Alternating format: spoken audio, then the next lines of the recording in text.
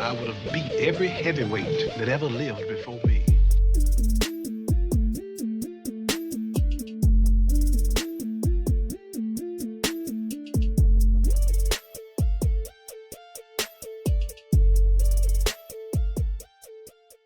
Hello and welcome to another episode of Sports with Betts, the first ever post Super Bowl episode of Sports with Betts. Got my co-host and recurring guest here, Zach Fish. Fish, how we doing, baby? What's up with ya? What's going on with you? Hey, we got a lot to jump into here. Before we get into any topics, though. Thank you guys so much for sharing the show. The last 2 or 3 episodes, maybe it's just because of the Super Bowl and people are more prone to listen to it. Maybe it's because I've got a phenomenal co-host and my co-host has got a good circle of friends and family who are tuning in. But we've had a big spike in listens. So thank you guys for sharing the show and for tuning in week in, week out. All I ask is if you guys learn anything, if we make you laugh, if we provide any value whatsoever, please continue to share the show. Share this with the biggest sports fan or the biggest football fan you know. We want to keep growing, want to keep doing this, and that's how we keep doing this. So yeah, man. We are today. We are recording. It is Thursday, February 12th, and the Seattle Seahawks are champions of the world.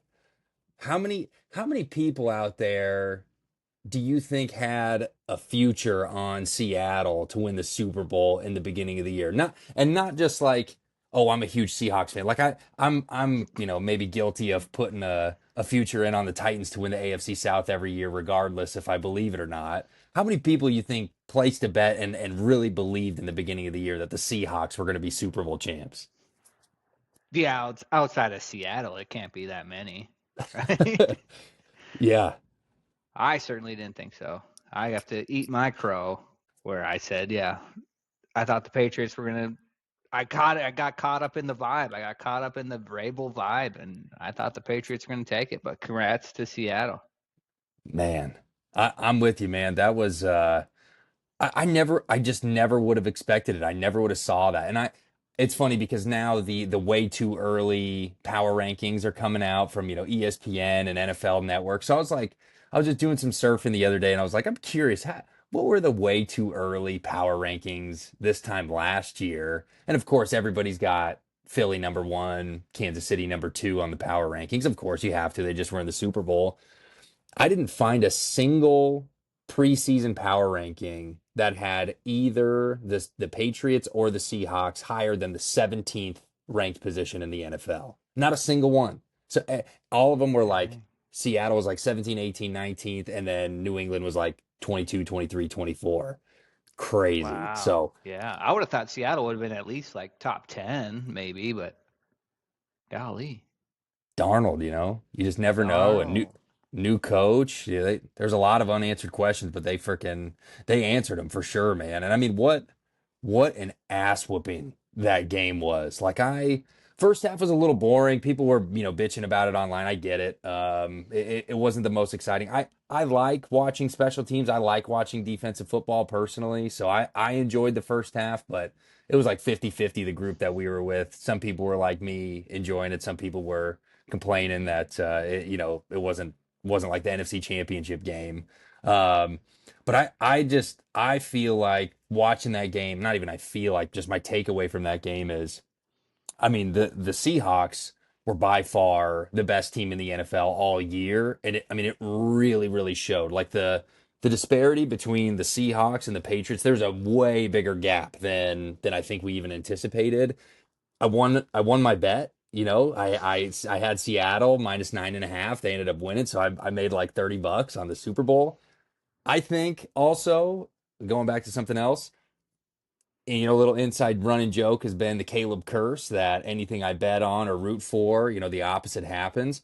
I think betting on Seattle to beat Mike Vrabel in the Super Bowl and like that bet hitting, I think the Caleb curse is broken. So I'm like a proxy Seattle fan, but in any event, yeah. So I was really pleased with Seattle's performance, not only because they won that bet, but because I feel like, even though I feel like it was a bigger ass whooping than the score even indicated. Yeah, absolutely. Seattle came out and just dominated from start to finish. And I will say, like, it's the Super Bowl, so you're going to have a lot more casual football fans, for lack of a better term, tuning in to watch the game. And those casual football fans, they don't get excited about good defenses. Yeah. They want to see points on the board. So I can understand why a lot of people weren't that impressed. But yeah, just like you said, like I thought it was a great game. I loved watching it. I mean, granted, I had some people over and they have kids and we have kids, so everybody was running in and outside of the house. So when I was able to sit down and relax and get into it, I enjoyed what I saw. I like a good defensive battle. We don't get a lot of those anymore. We don't. And I mean, when you think of good defensive Super Bowls, like my mind goes to like the Rams and Patriots from what was that, 2018, sometime around there, Todd Yeah. Gurley and Jared Goff. I mean, like that you can make the argument was like a boring game or whatever. Like I can see that standpoint, but this felt exciting and it felt competitive and it felt like each team was teetering on breaking out. I re-listened to last week's episode too, and we got some things wrong, but we also got a lot of things right. Like not only was my bet correct, but also we talked a little bit about Drake May fumbling. I mean, that was turnovers were the story of the game. Drake May, what did he had? He had two interceptions. They ruled that one that looked like a fumble. They actually ruled it an interception. Did you see that? It was a pick six, the scoop and score. Oh, yeah, yeah, yeah. Yep. So they ruled that was technically a pick six, but kind of looked like a fumble. And then yeah, so fumbled twice in terrible situations, and then threw one of the worst interceptions I can remember seeing in the Super Bowl ever. I That feel was kind a of proud bad of throw. us, dude. It was a bad throw, wasn't it? It was terrible. He looked Drake May reminded me of Sam Darnold last year. Yeah, He got flustered early, and Seattle had a perfect game plan. He got flustered early, happy feet, and he could never just get back into the groove. He was rushed because he was getting pressured, or when he had time, he felt the pressure. He was, quote unquote, seeing ghosts out there. yeah. And that interception he threw up just over the middle, lollipopped it. Like, what are you doing, dude? Well, what's even crazy about that interception is like I don't know about you, but like you start to it's the New England Patriots. So you start to have these like flashbacks where you're like, "Oh my gosh, like they might not be out of this." Like they started to click a little bit, and even like Chris Collinsworth and he made a comment about like, "Oh, look out, Drake May's starting to get into a groove here." So you start thinking you're like, "You know what? Like it's not unreasonable to think that they could at least make it close at that point in the game." And then he just throws that pick, and it's just all the wind out of the sails, totally deflated, totally killed their momentum. Like they lost the Super Bowl on that play. Not that play wasn't the reason why they lost, but it was over after that play. So, uh, dude, I think Mike McDonald is he's a genius, man. And we talked a little bit about this in last week's show. But the fact that we have had so many new coaches with Sean McVay, Kyle Shanahan, Kevin O'Connell, like pretty much every new coach that has gotten a lot of hype and people have been excited about has been an offensive minded coach. I love seeing Mike McDonald is the first head coach who calls defensive plays to win a Super Bowl ever. Like that's incredible. And I love the counterbalance in the NFL that we're seeing. Oh, absolutely, yeah. Mike McDonald, yeah, that's crazy to think about. I don't know a whole lot of head coaches, I mean, in the current NFL where they call all the defensive plays. Can you name And another head coach who calls defensive plays? I can't. No. I can only name one. Who? Robert Saleh. Oh, well, give me a break. No, but I got excited about that when I saw that he was, defensive play caller because Robert Saleh said that was his number one regret that he has at his time with the Jets, that he should have been a defensive play caller and he wasn't. He delegated that and he should have owned it. Mm. So of course my bias comes out there. I got really excited hearing about that, but it makes you think like, are the D'Amico Ryans of the world, are they going to start calling defensive plays? I don't know if D'Amico does or not now. I I don't don't think he does. I don't think he does either. Or like Jesse Minter in Baltimore now. Yep. Is he gonna be a play caller? We've got some decent, some really decent defensive minded head coaches. Um, I'm just excited to see what this next evolution of football is going to be. I mean, football is so much better when defenses and special teams are strong. Yeah, it'll be interesting to see too with Seattle with Clint Kubiak leaving, what that Yeah. offense is going to look like next year. I How, mean, we how know the much? defense is going to be solid, but who are they going to get in there to replace him? Now it's, late in the cycle. Yeah, Um, I'd be curious to see what happens there. that's a really good point, dude. I actually hadn't thought of that because, like, how much credit do you give Clint Kubiak for this victory? I mean, he's responsible for building an offense to really highlight JSN, Kenneth Walker's talent, Sam Darnold's skill set. Like he really tailored the offense to his roster. Really sign of that's probably the number one indicator of a good head coach, I think, is catering your system to the team that you have rather than trying to force square pegs through a round hole.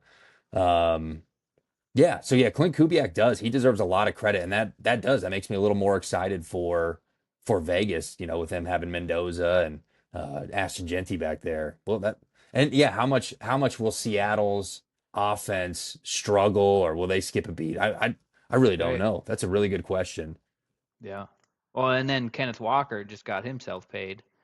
Who Oh knows yeah. if who knows if Seattle's gonna keep him around because he's on an expired contract. He's gonna get a new deal, and he's gonna be worth every penny he gets now. See, you're right, man. And like Seattle looked really, really smart for well, one, they have the highest payroll on special teams. If they've got the most expensive special teams unit of any team in the NFL, and then they paid Darnold, so they looked smart for the money they were spending. I don't know where they are in terms of cap space, and I don't even fully understand how cap space works in the first place. But It's a myth. it's totally a myth, dude. It doesn't You can make pay any whatever sense. you want.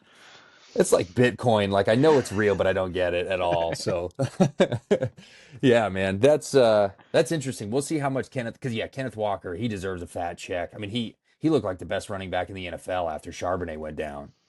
Dude is an animal, man.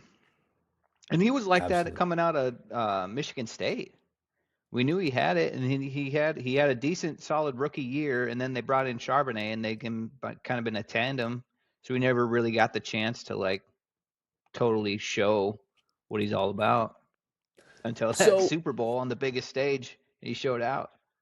so let's go here real quick. This is not something I intended on talking about, but it's an argument I've had many times. So I'm going to weave, and we're going a little tangent. We'll come back to the Super Bowl. I am not a fan of running back by committee. I think that you have a lot of situations in the NFL, and I'll name maybe two or three that come to mind that running back by committee, although it works and you get some short term results out of it, I think you're capping your potential. The number one that comes to mind, and this is going to piss some people off, but Detroit Lions. I know that David Montgomery is an awesome running back. He should be a starting running back on another team. I think that the Lions would get more overall rushing yards and all purpose yards out of their running back with Gibbs as their premier running back. And I think the same is true in Atlanta with Bijan Robinson and Tyler Algier. They split way too many carries, in my opinion. And I wouldn't necessarily say, I guess you could argue Detroit is running back by committee at this point with how good David Montgomery has played. Atlanta's a little bit different, but every time I see Bijan Robinson and Jahmyr Gibbs sharing snaps with somebody else, I'm now moving forward. I'm going to think of Kenneth Walker. I'm like, what could these guys be if they got the ball a little bit more? What do you think about that? Am I delusional? I don't think you're delusional. I think a lot of people live in this Madden world where guys don't ever get tired and they're just have all the attributes that you want. Like we forget that they're real human beings sometimes. Yeah, Um, and I think, I mean, Detroit, you said it, Detroit does a great job of keeping those guys fresh.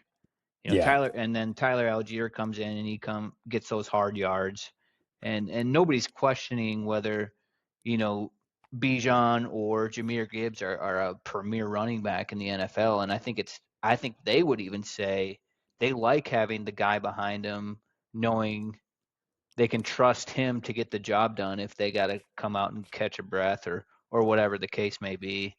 But you go back, I mean, you think about like Jonathan Stewart and D'Angelo Williams back in the day for Carolina. Yeah. That worked out phenomenal. That Miami had my Ronnie Brown, and this might have been a little bit before your time. I was going to say, you're going way back. Yeah, Ronnie. They had another guy. I forget who it was now, but they had a solid running back by committee. I think I'm a fan of it. If you got two good running backs, why not share the love? It keeps both of them fresh. Both of them are able to make bigger plays when you need them to. I like it. See, I think that works. Like if you had, I mean, let's just go with the same examples. If you had on your depth chart, you had David Montgomery was your starting running back and Tyler Algier was your backup. Like I get that when they're a little bit closer in talent. I just think maybe that's my point is the gap between David Montgomery and Jameer Gibbs. I think it's a big one. Like Ooh. here's maybe a better example. Derrick Henry and Justice Hill. I think that is perfect situational football. And it's not, I Okay. wouldn't even say that that's running back by committee, but it's you have different running backs for different situations. Justice Hill, he's more of their third down back. He's there, if they're running from the gun, Justice Hill's going to get put in a little bit more. Derrick Henry's going to be in most of the time on first and second down.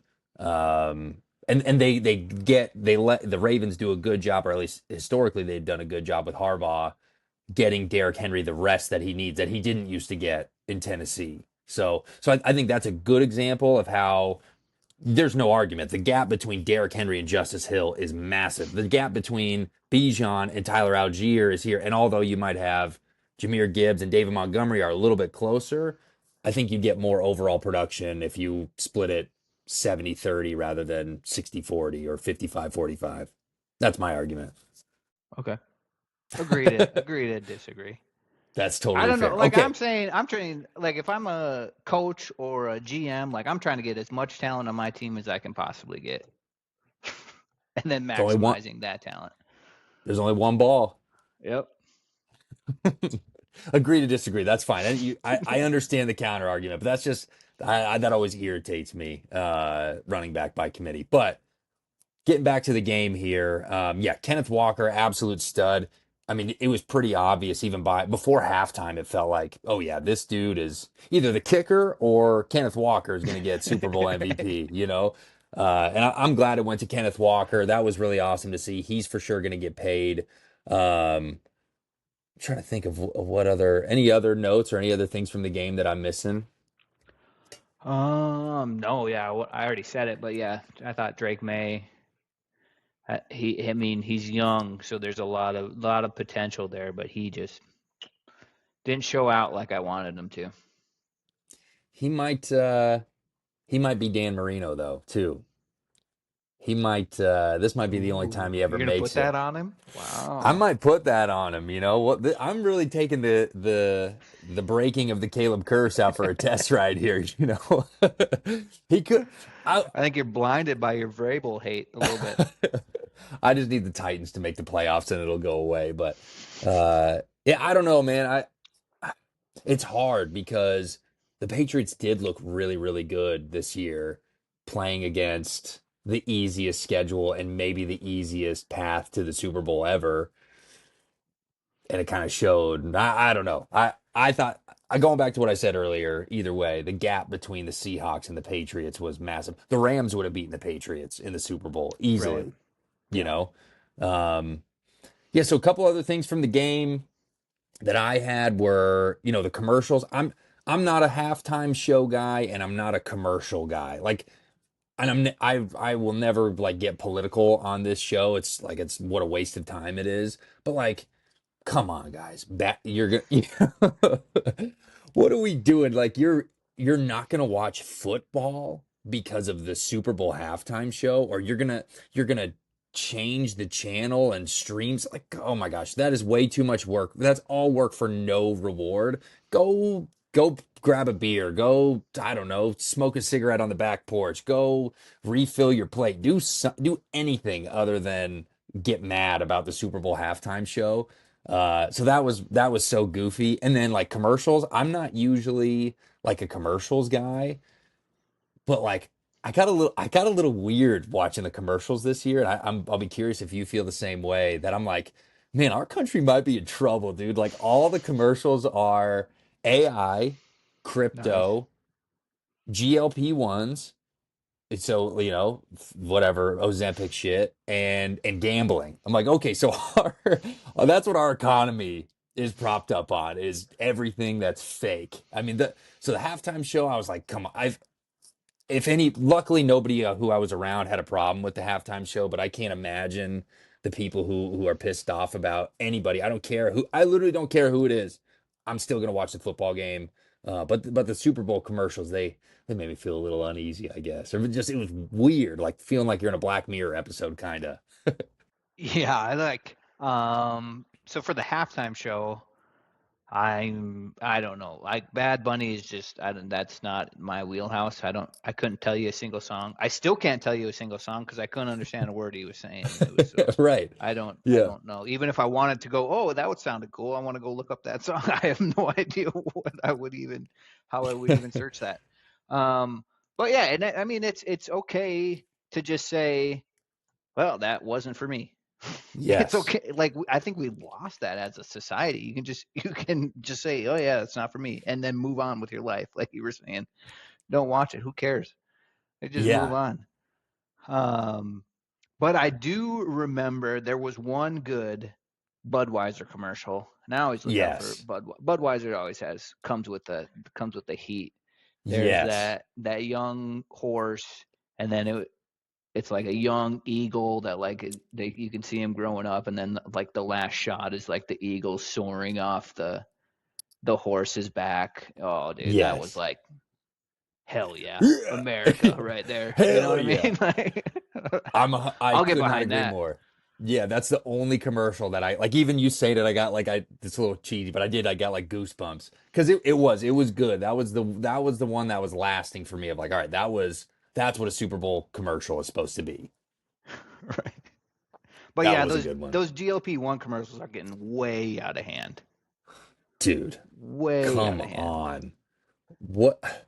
I'm so disappointed too to see like Serena Williams up there because like I don't think this is a political opinion or this might offend some people. I really don't care. Like I'm so against like the Ozempic and the GLP-1. Like it's just reinforcing such negative it's just reinforcing all your insecurities that like I'm not good enough. I look like shit, so I've got to inject myself with something that I don't really know what it does to my body. And then you've got like one of the best female athletes of all time pitching this and selling this to people.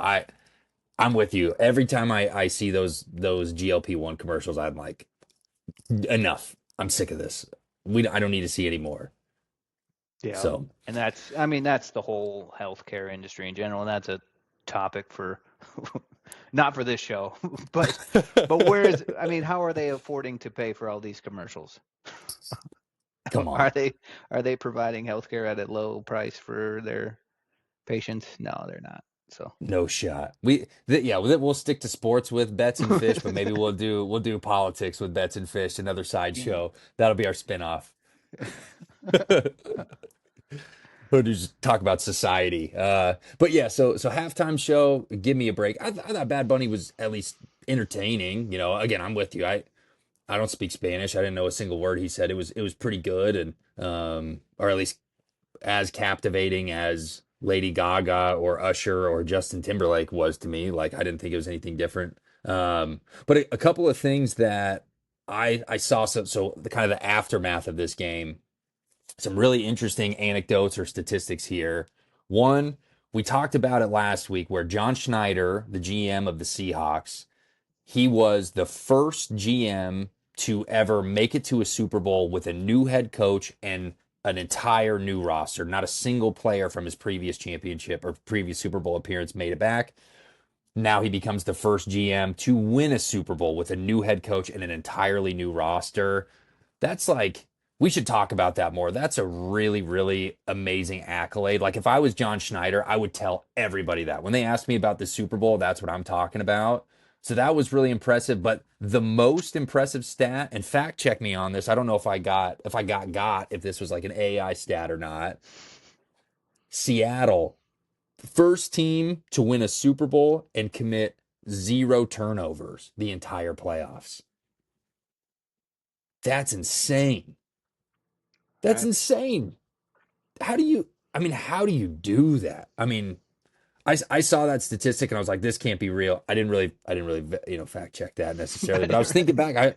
I watched all Seattle's games. I don't think Darnold had any picks. I don't think they didn't turn the ball over one time. I mean, that's championship football. Yeah, they deserve to win for doing that. Especially after, I think I told you this last week, but Darnold led the league in turnovers. Yeah. Which is crazy. And then you go, I mean, he showed out in the playoffs. I keep saying showed out. He fixed it, and yeah, they went on an incredible run. But yeah, that's how you win the game. That's amazing, dude. You play defense and you don't turn the ball over. You're going to win most games.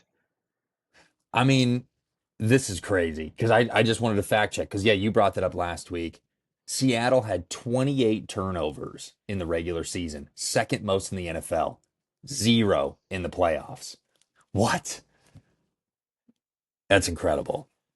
Yep, that's absolutely incredible. So yeah, good game. And I mean, I think it just leaves the landscape for the 2026-2027 NFL season. It feels so wide open. These two teams are going to be forces to be reckoned with, very likely. Patrick Mahomes is still not, fully recovered.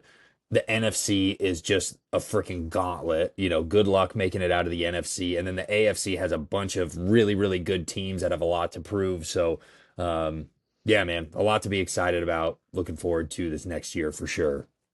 Heck yeah. Well, we got free agency or the draft and then free agency coming up. Yep.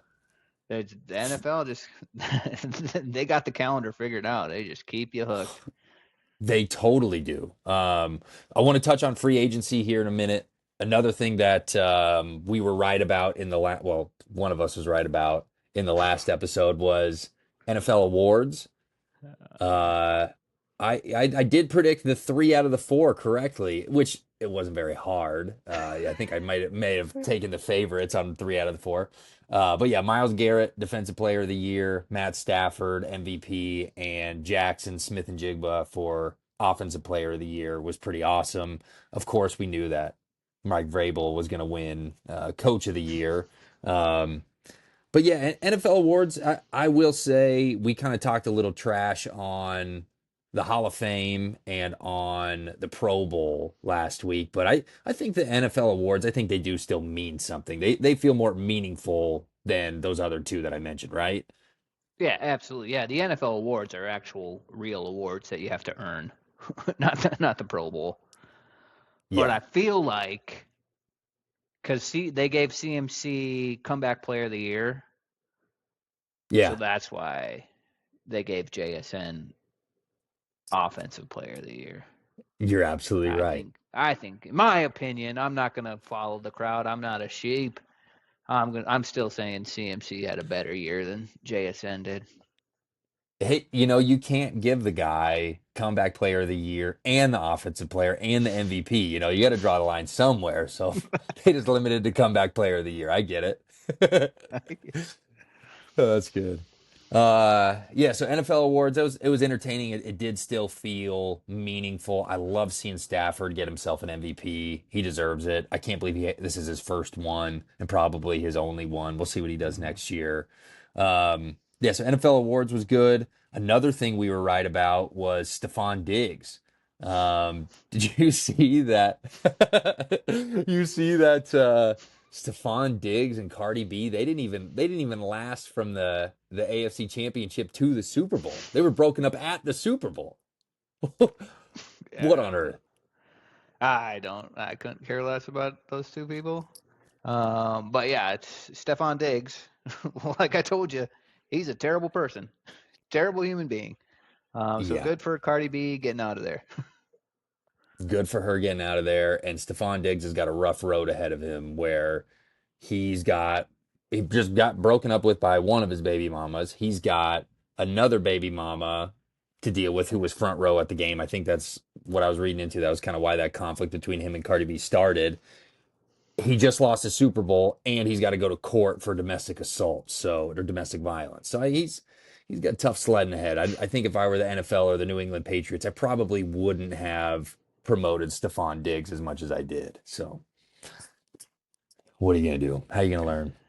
Uh, Um, you all make right, your so bed, you got to lie in it. that's exactly right. That's exactly right. What else do I have on this? Hey, while we're talking Yeah, about this kind of stuff, how about James Pierce? I was I was just gonna say, good news for Falcons fans. I think James Pierce jerseys are on sale, so that'll be nice. What did he do? I only saw the video of like 7 cops on top of him trying to arrest him. But what happened that led up to that? I don't even know. So from what I could gather and my diligent investigative reporting, he was dating an NBA or WNBA player, and her name escapes me now. She broke up with him. He started like stalking her, trying to get a hold of her. Ends up Yikes!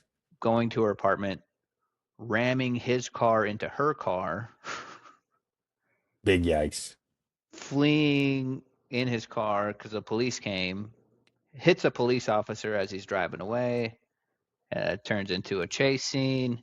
He ultimately gets arrested. He's facing like 5 felony counts I mean, currently. he's done.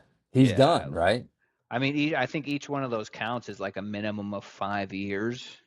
Oh, So, brutal. He's a yeah, rookie too, right? he was a rookie, just set the single Oh, season record for sacks for the Atlanta Falcons. Um, had a whole bright future in front of him, and unfortunately, he made a few bad decisions in a row. that makes me sick. If I were a head coach of college or pro football, I'd probably say, you guys just Uber everywhere you go. Just don't even have any cars. Don't rugs yourself or be like the Georgia Bulldogs. Like just don't drive. Just Uber everywhere. Because I think the report was he was doing all that in a Lamborghini. Like you're gonna stand out like a sore thumb. Who's this guy in a Lamborghini at this girl's apartment ramming her car? Like, yeah, that's no good. That's no good at all, man. So yeah, wild time in the NFL. That sucks for the Falcons. I'd be really bummed if I was a Falcons fan for sure. Maybe they can pick somebody up in the draft and fill that spot, or we'll see what happens in free agency. Speaking of free agency, I've only got one name that I want to talk about quick, but anybody you're looking at or anybody you're excited for in free agency this year? To be honest, I haven't even looked at a list. I don't know who's coming or going. Enlighten Gotcha. me, please. I, the only name that I've seen that is likely to move is Max Crosby. I saw that was it Pro Football Talk, Mike Florio's show podcast. They were and Mike Florio, I think he gets a lot of stuff right. He's a legit reporter. He tweeted out that Max Crosby is like within the Raiders organization has officially said he wants out of Vegas and he wants to go somewhere else. So Makes he's going to sense. be it makes perfect sense. He's going to be a freaking game wrecker wherever he ends up. I mean, I don't know about you. If he ends up in the freaking in powder blue next year as a Tennessee Titan, I would be over the moon. I think anybody would love to have Max Crosby on his team, even though he's expensive. Yeah, is he? So but he's still under contract, right? He won't be a free agent. Yeah, I thought he he. is. I guess that's true. He is still under contract. I guess Okay, that's a little bit different so it would than have to be a trade. they would. Yeah, but he Yeah, that'd wants be out. interesting to see. I would like to see him on like an actual contending team because I feel like he gets buried a lot being on Yeah, Oakland or sorry, Vegas. Um, just because they've been so bad for so long. And I mean, he's got to be top 5, top 3 defensive players in the league right now. definitely. But yeah, I don't think he gets the full credit he deserves. And that'd be awesome to see him on like in like purple maybe. I could see him in purple.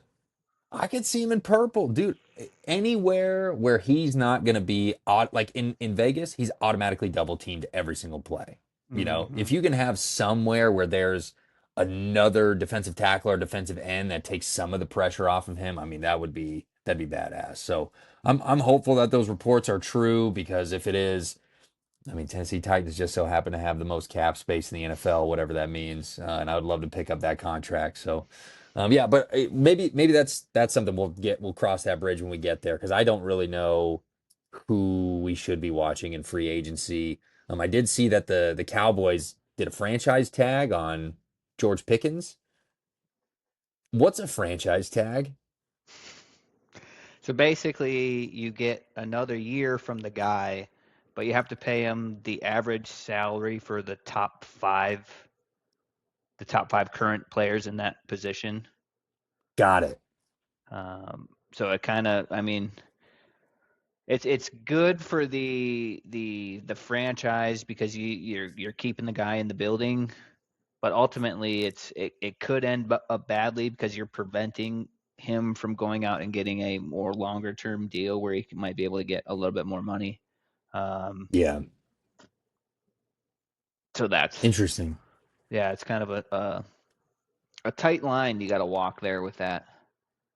Yeah, that you wouldn't want to franchise tag somebody who has the potential to be the highest paid player in the league or something like that. Then, based off of what you said, which George Pickens does not have that opportunity. I think a franchise tag then based off of what you said, George Pickens is kind of the perfect guy for that.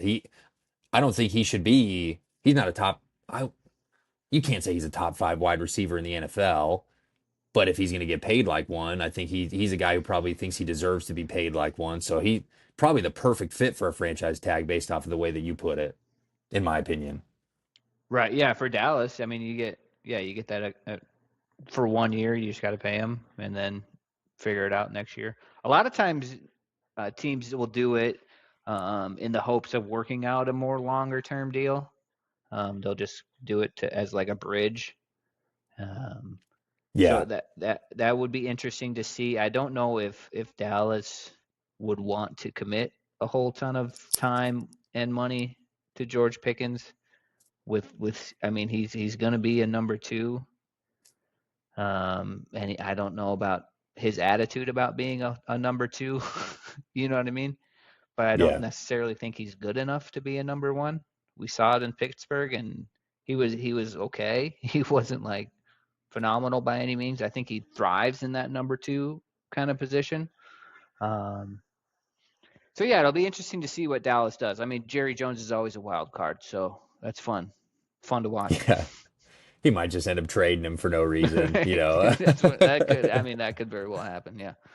But it was crazy because George Pickens, he had that stretch where he was their wide receiver one, and like CD wasn't getting any When touches. CD I was think out, CD yeah.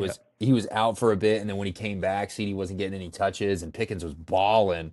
Um, you're right. That's the perfect spot for George Pickens. Like, not doesn't have the pressure of being wide receiver one, but now he's getting all the attention and all the targets. That's the perfect zone for him, and he can do really really well. But Pickens, that's a guy. I mean, I again would love to have him on my team in a wide receiver two role. My personal team that doesn't necessarily fit, but I'll be interested to see what happens with Pickens and with CD Lamb in the future, maybe a year or two from now. And then yeah, well, I guess this is a good seed that we can plant that we'll do a more comprehensive free agency preview and predictions and whatnot here in the next couple weeks. That we're gonna need something to talk about now that football's over. So uh, yeah, we can definitely put that on the docket. Anything else from the NFL before we transition? Oh, I wanted to ask you about. Did you see who the Giants hired as their quarterbacks coach? Oh my gosh, yes I did. Are we still Yes I excited did. about that? So here's my perspective. So when John Harbaugh was hired by the Giants, he kind of used the Titans as leverage. He said, "Hey, Giants." He had an interview with the Giants on a Saturday, and then the plan was he was going to fly to Tennessee and interview on a Sunday. And the reporting that I was reading was that the Giants were not going to let him out of the building without making an offer. And he was using his head coaching opportunity with the Titans that Sunday as like negotiating power. Like, hey, look, other teams want me. I already have schedules on the book. So the Titans fans on Twitter, myself included, were still somewhat optimistic about getting John Harbaugh. And then when the news broke that the Giants hired him, it was an all-out war between Titans fans and Giants fans. And it was a little discouraging at the time because at the time I'm like, oh gosh, we're gonna get freaking Matt Nagy or Mike McCarthy as our head coach, and they got John Harbaugh and they got Jackson Dart and league neighbors and blah blah blah. It was a little discouraging, but fast forward now, just a couple short weeks, and we've got ourselves kind of an interesting situation where the Giants are kind of picking up the Titans sloppy seconds here. I mean, who would you rather have? Would you rather? And I'm genuinely asking this.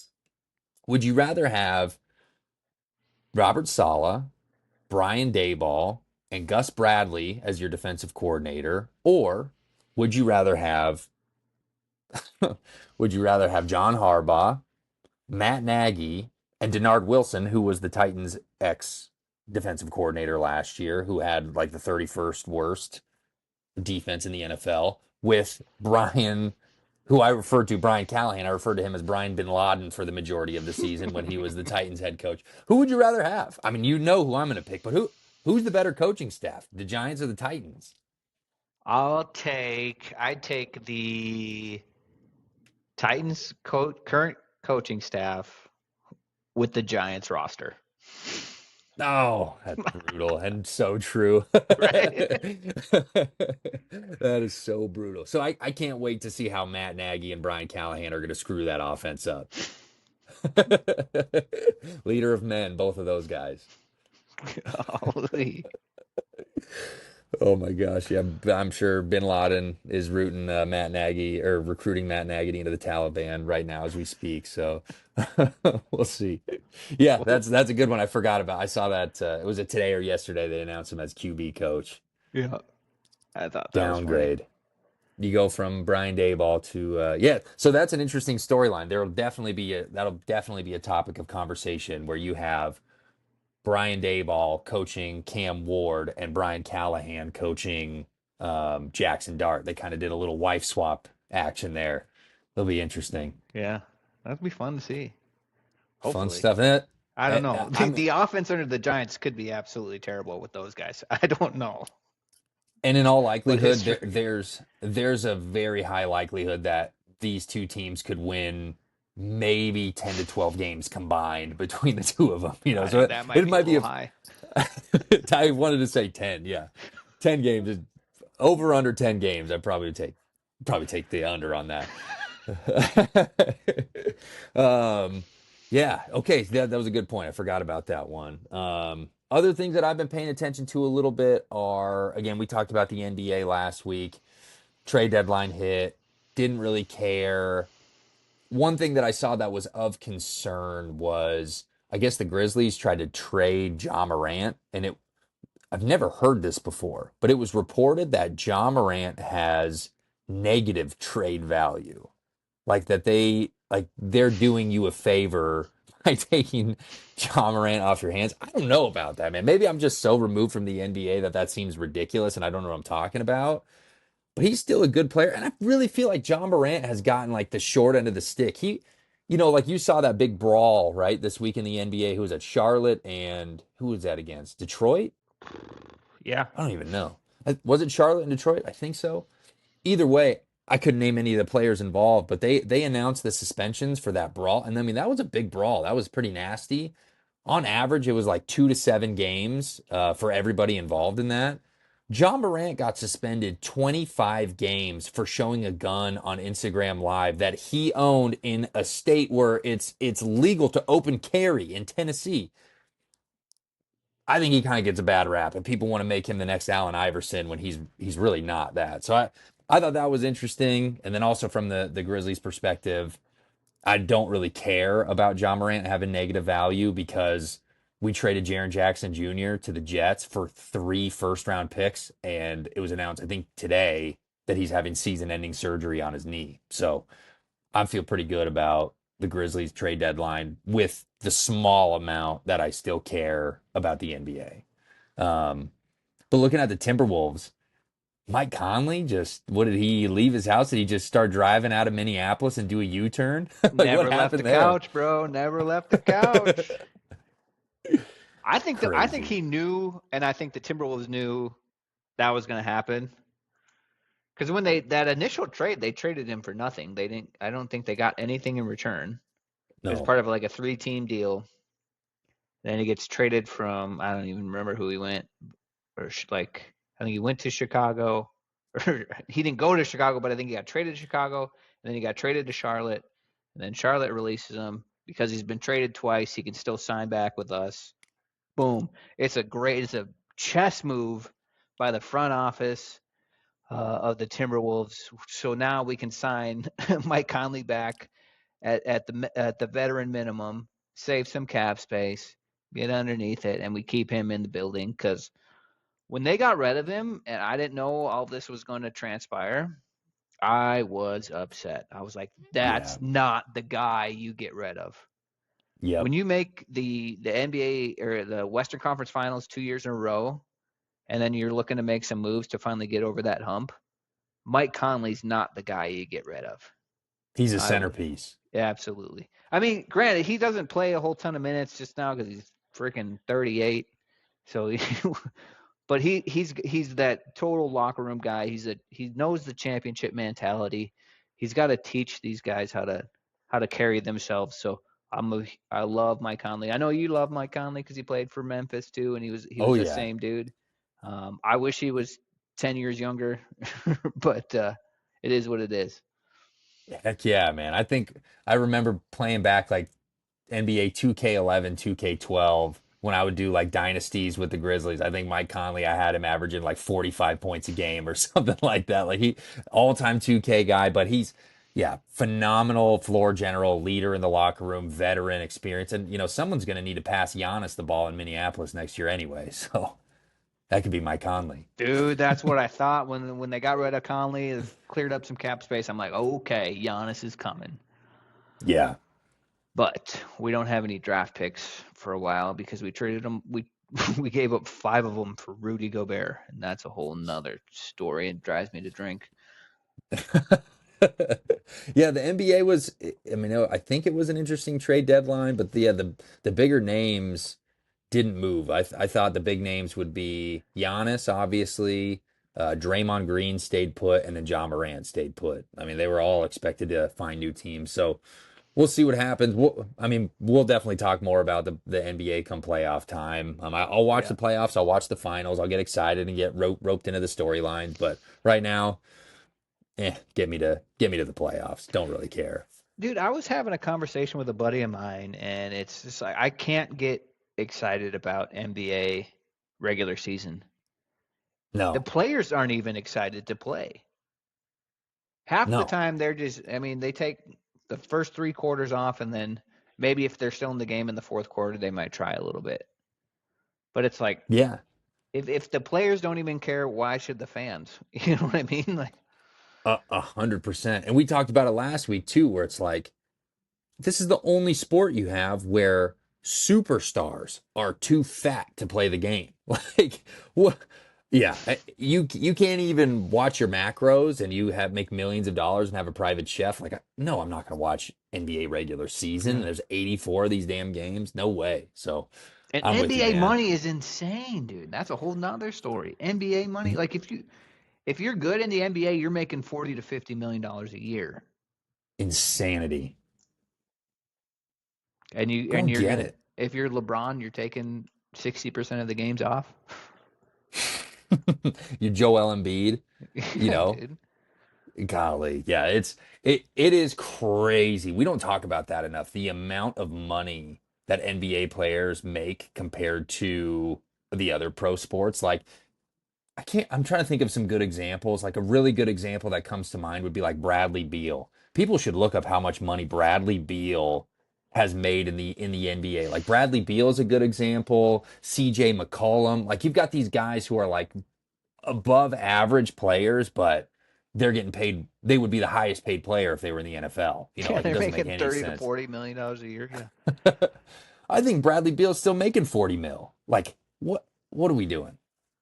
So NBA is kind of a joke right now. And since we're in basketball, I kind of feel the same way about college basketball. I mean, I I don't feel the same way about college basketball. What I mean is I'm not going to really start caring about it for 2 weeks. The next week and a half, I'm going to start following it a little bit. Like for me right now, it feels like college basketball just started. Even though I've been following Nebraska basketball, that's been exciting. And, Creighton kind of sucks, but I watch Creighton every once in a while. They had a bad loss last night to DePaul. They should have won that. They're 13-12, but Nebraska basketball is pretty good. They'll be in the tournament. So I followed it a little bit, but I'm not really going to follow it until probably next week is when I'm going to start paying attention. Yeah, most of the time for college basketball, it's now is like when they start, middle of February is when they're going to start playing their actual, you want to start playing your actual best ball. Up until this point, they've just been trying to figure out rotations, trying to figure out what makes the most sense, how they want to play. And then now you get into, okay, now it's crunch time. Let's get into find our stride going into March to make a tournament run. And I feel like Nebraska might be taking a step back. Why is that? Well, they lost. They had a good game against Purdue. When was that, Monday or Tuesday night? They were down big at half, battled back in the second half, forced overtime. But it seems like I don't know if they have the depth to make a strong run. And now they hit a point in their schedule where they're actually playing tough teams. They played Michigan, Illinois, Purdue now, and the top teams in the Big Ten, and they lost. Yeah. So it's almost like a prove it to me. Granted, I'm not a Husker fan at all. Minnesota basketball is blah. We're coming up though with Nico Medved. But I do follow a lot of Creighton basketball, and Creighton's in a transition year now, so that's been kind of disappointing as well. Yeah. Alan Huss will be the coach in, a year or two for Creighton. Fun fact, I'm not going to tell you where I live, but I am neighbors with Alan Huss. He lives in my building, which is crazy. I see this big, 7-foot bald guy walking around my building. I'm like, holy shit, that's Alan Huss. But yeah, this will tell you how much I've been paying attention to college basketball. Didn't even know Nebraska played Purdue this week. I thought Nebraska still had 2 losses. I literally it was a good game. I had to look it was it a up. good game. Well, the second half was good. I literally didn't even know. So I just looked it up, and 80-77 overtime this week. Well, okay. That's news to me. I just learned that right now on the show. Dude, they were down 10 with 2 minutes left. Oh, so they hit some big shots towards the end, huh? Yeah, it was good. Do they what's the rule for college basketball? How many years do you have to play before you can declare for the NBA? One and done? Yep. You have to be 1 year removed from high school. So Got it. whether you go play overseas, whether you go play in the G League or you go to college, you have to be 1 year removed from high school to go to the NBA. Got it. Well, it's so funny because another storyline that I saw this week was Montana linebacker. This is football now. The difference between basketball and football. Montana linebacker Solomon, and I shouldn't even try, Tuliaupupu will return for. Oh, bless you. Solomon Tuliaupupu will return for the 2026 season after being granted a 9th year of eligibility in the NCAA. 9 years. I still got some eligibility left. Yeah. How is that possible? 9 years? I don't know. I didn't even look into how that happens to be. But I know you can get medical red shirts and all this other. You got a COVID year. 9 years. We're getting a little ridiculous here now. Time to move on. It's time to move on. Yearbook. Can you imagine if you told your friends and family, just a normal person, Yeah, I'm going to my ninth year in college. They'd be like, dude, figure it out. What is wrong with you? You know, any other person, any other profession, they'd be like, Yeah, this they're guy's called kind of a doctors. bum. Yeah, that touche. Touche. I don't think Solomon Tuliapupu is in medical school, unfortunately. Maybe he is, but 9 years, I'm like, how is that even possible? It doesn't make any sense. I So don't know. that's Well, they just that's started the making that, money now. Why? that's the difference between basketball and football. Yeah, that's true. He wants to stick around and probably has a chance to make more money in college. And I mean, I don't know. I've never heard of Talia Pupu before this story. So obviously he's not like, or maybe he's not a big draft prospect. Probably does. Maybe he doesn't have a chance to make it in the NFL. But it's like, dude, just do the thing. Just finish. Go get your realtor's license and sell commercial real estate, or be a wealth advisor. Do something. Do the thing that do the Josh Rosen path. Do what you got to do. So yeah, that's all I had for college sports. I had literally my only notes for college basketball are I feel like the season just started, and college football was Talia Pupu. Um, we got a couple minutes left before we hit time here. What else? Anything else, Fish? That's kind of all I had. Let me check. Waste management was this weekend. Waste management was this weekend. If you saw it, you saw Scotty make a good run. He had a bad Friday, but he played well over the weekend. I always like cheering for Scotty. Good dude. Um, that's about it in the golf world. No Yeah, real Brooks is big ones. back. Brooks is back, but he's not playing well. That's kind of a Yeah, bummer. I love Brooks. I don't know. I hope he can find his stride again. me too. Um, that's all I had. That's all I got, man. If there's anything else we missed, please let us know in the comments, or shoot me a message, and we'll Oh, the make sure to do Olympics it. are going. We didn't even mention that. Duh, that's right. Olympics are going. Do you get hype for the Winter Olympics? I get hyped. I like watching it like casually, like just turning it on and watching some cool ski jumping or Yeah, curling's kind of fun to watch sometimes. awesome. I've done curling actually, and it's fun to watch. It's really fun to play too. I've never played. Being from Y- Minnesota, like I don't know why. Dude, Why?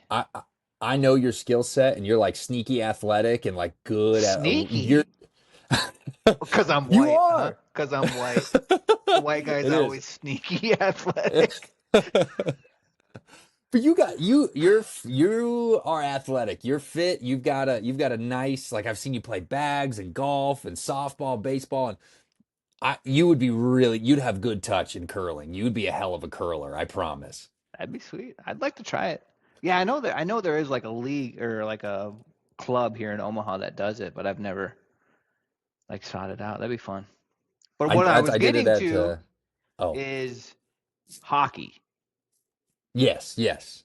Hockey, I'll say it till I'm blue in the face. Hockey is the best spectator sport there is. It's constant action, no commercial breaks, and Olympic hockey is like another level Yeah. because these dudes love playing for their country, and it's awesome to watch. Who's the So, favorite to win gold in the Olympics in hockey, men's hockey? it's gonna be Canada, U.S. Sweden's got a fairly solid team. Trying to think if there's any. Russia usually competes. I don't know how well their team is this year, but it's probably Well, between U.S. and Canada again. well, that was going to be my question is, yeah, Russia, Canada, US I mean, that's what you think of when you think of Olympic hockey. Is Russia, are they allowed to compete in the I don't know. Olympics? That's a great I don't question. I even guess I didn't know. even fact check that. Are they? I know Yeah, they were suspended for a while. I heard murmurs that Russia wasn't going to be allowed to play or no compete in the Olympics, or they were going to have like independent athletes or something. But um, I never followed up with that. When you were saying that, I was thinking Russia, and then I was like, they Yeah, might not even be allowed to be in because of I shouldn't have Ukraine and said that. whatnot. Give me grace. I don't see him on here. Yeah, I think they're banned from the Olympics this year. Okay. Okay. Interesting. That makes sense, though. That makes sense. Okay. So Well, no OV. if they were, they'd have a pretty solid team. I agree. I I know they would. 100%. Ain't no USA though, baby. Come on with it. Yeah, the Olympics are good. We've had it on as kind of background noise. Watched a lot of curling, ski jumps, watched half pipe last night. That was fun. I don't think the US is doing very good right now in the medal hunt, but there's always time. We'll figure it out. So, Yeah, I don't know. I think they're behind in gold, but I think they're like third overall in total medals. So, oh, nice. and I don't That's good think news. like we've had like the events that we excel in quite yet happen. So, I Yep, don't know. Who knows? the big boy events coming up. Right. But yeah, that's pretty much it. I mean, we'll let's look back at this, and if we miss anything, we'll do a cleanup episode for next week. But I think that pretty much covers it here. We're gonna probably start rolling out some new segments here in the next couple weeks now that football is over. We're gonna have some excitement, and we'll be able to cover. There's some good UFC events coming up this summer. March Madness is right around the corner, obviously. Golf and the NBA finals are going to pick up, but in addition to that, we're going to need some filler. So be on the lookout for some new segments we got coming up here. Thank you guys again for tuning in week in and week out. It's been so much fun. Fish, thank you for co-hosting with me, man. It is I like doing the rant thing, and I'm still gonna do that, from time to time. I'll sprinkle in, having you on the show, me doing a rant, and but it was getting boring for a while, and having a conversation with one of my best friends and talking about the things that, a mutual passion, it's totally elevated the show and been a lot of fun. So thank you for joining. If you any of Zach, any of your friends and family, if you guys are getting anything out of this, please continue to share the show, share it with the biggest football fan you know. We want to keep growing and want to keep doing this, and yeah, it's been a lot of fun. So with all that being said, I love you all. Have a great night.